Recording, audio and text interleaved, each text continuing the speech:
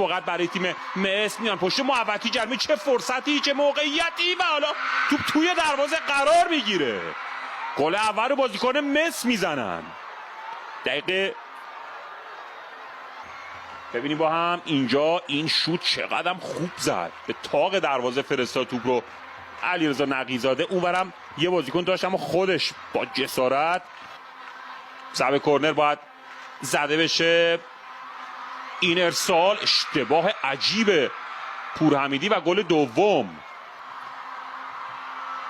یه شادی هم میکنن مقابل. ببینیم با هم این کرنر، عرض کردم با شروع مجددها ضربه کرنر، ارسال توپ روی دروازه، موقعیت، فرصت برای خیبر و گل. گل اول به ثمر میرسه. ببینیم اینجا رو پای چپش کاپیتان خیبر دروازه رو باز کرد و شادی رو هم روی سکوها و هم در خونه ها به جمع خیبری ها میاره. ارسال داخل محوطه، فرصت برای خیبر و گل دوم. ببینیم با همین ضربه و گل. گل دوم به ثمر میرسه با این بغل پای آروم و دقیق.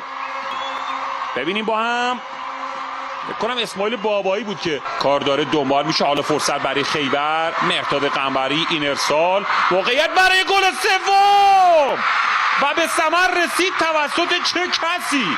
علی شجاعی با اون ژستای خاص خودش. حالا کامبک خیبر کامل میشه.